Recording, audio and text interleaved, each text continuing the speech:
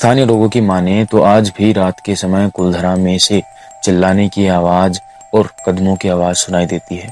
पर वहां जो हुआ, हकीकत उन तीन दोस्तों ने अपनी आंखों से देखी है।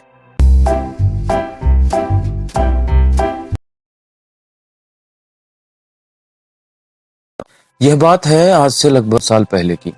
तीन दोस्त सुनील, राजेश और अमित, तीनों ने जैसलमेर घूमने का प्लान बनाया। उनका प्लान पूरा जैसलमेर घूमने का था, पर सबसे पहले वो भारत की सबसे डरावनी जगहों में से एक कुलधरा घूमना चाहते थे। कुलधरा के बारे में बहुत सारी वीडियोस देखी थी, तो वहां जाने के लिए और भी ज्यादा उत्साहित हो रहे थे। अमित भूत प्रेत से थोड़ा डरता था, फिर भी बाकी दोनों ने उसे रात में कुलधरा के अंदर जाने के लिए राजी कर लिया। वो दिन में कुलधरा में पहुंचे और घूमने लगे। थोड़ी देर बाद जब अंधेरा हुआ तो वो झाड़ियों के अंदर जाकर छुप गए। किसी चौकीदार ने उन्हें नहीं देखा। शाम होते ही चौकीदारों ने बाकी सभी लोगों को कुलधरा से बाहर निकाल दिया।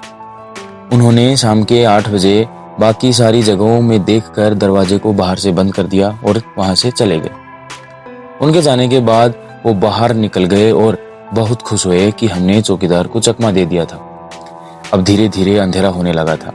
चारों ओर एकदम सन्नाटा था। यूं तो जैसलमेर में बहुत गर्मी रहती है, पर कुलधरा में एक अजीब सी बेचैन करने वाली ठंड उन्हें महसूस हो रही थी, पर उन्होंने उसे इग्नोर किया। वे अपने अपने मोबाइल से फोटो और वीडियो ले रहे थे और बहुत खुश हो रहे थे।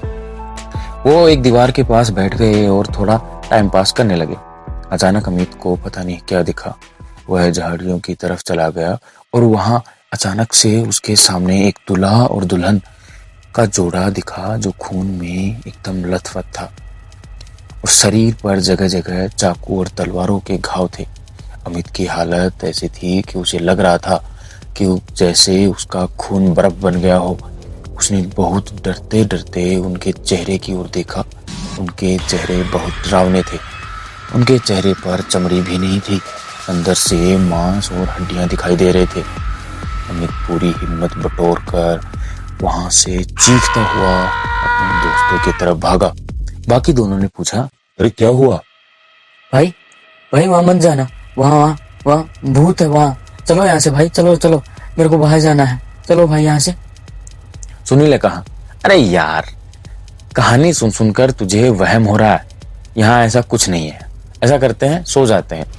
सबने आंखें बंद की ही थी कि थोड़ी देर बाद ही उन्हें कुछ लोगों की आवाजें सुनाई देने लगी। उन्होंने आंख खोली तो चारों ओर रोशनी थी। वो सब रोशनी की तरफ बढ़े तो वहां शादी का मंडप लगा हुआ था। अमित के अलावा दोनों दोस्त खुश हो गए। अरे यार, यहाँ फंक्शन करने के लिए अलाउ कर देते हैं, वैसे तो किसी को आने भी नहीं देते। क्या पता यार, चलो देखते हैं। अमित डर रहा था। भाई वहां मत जाओ भाई, वहां भूत है। मुझे भी दूल्हा दुल्हन के वेश में ही दिखे थे। भाई मत जाओ प्लीज। सुनील बोला, अरे यार हम है ना, तू टेंशन मत ले। और वे उस तरफ बढ़ने लगे। वे तीनों उस मंडप तक पहुंचे ही थे कि वहां से बहुत जोर की चीख पुकार सुनाई देने लगी। उन्होंने देखा कुछ राज सैनिकों की पोशाक पहने लोगों ने उन गांव वालों पर तलवारों और अन्य हथियारों से हमला कर दिया। सभी लोग जो पहले इंसान दिख रहे थे, हथियार लगते ही वे बिना खाल के मुर्दों में बदलने लगे, जैसे कि उनकी चमड़ी को छील दिया गया हो। वहां का नजारा देखकर तीनों दोस्त बर्फ की तरह ठंडे हो गए। तभी उन्हें वहां एक दूल्हा और दुल्हन उनकी तरफ भागते हुए दिखे। जैसे ही दोनों उनके पास आए, पीछे से एक राजा की तरह दिखने वाला आदमी दोनों पर बेरहमी से तलवार चला रहा था। दोनों दूल्हा दुल्हन खून में लथपथ थे। वहां का नजारा देखकर तीनों दोस्तों को अपनी मौत नजर आने लगी थी। उनके मुंह से आवाज भी नहीं निकल पा रही थी और उनके पांव जैसे जमीन पर चिपक गए हों। अमित तो दूल्हा दुल्हन को इस हालत में दूसरी बार देख रहा था। वो तो लगभग बेहोश ही हो गया था। बाकी दोनों दोस्तों ने जैसे तैसे हिम्मत करके अमित को साथ लिया और वहां से जल्दी से भाग निकले। कुलधरा के बारे में बताया जाता है कि कुलधरा इतिहास में ब्राह्मणों का एक समृद्ध गांव था। एक बार वहां एक लड़की की शादी होनी थी। वह लड़की अत्यंत खूबसूरत थी।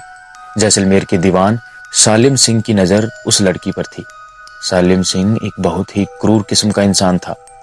वह उस लड़की को पाने के लिए किसी भी हद तक जा सकता था।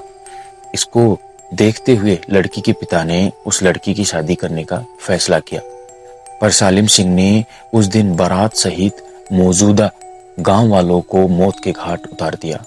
मरते मरते गांव वालों ने सालिम सिंह एवं गांव को एक श्राप दिया कि वहां कभी भी खुशहाली नहीं आएगी, और वहीं गांव वालों की आत्मा आज भी उस श्राप को बनाए हुए है।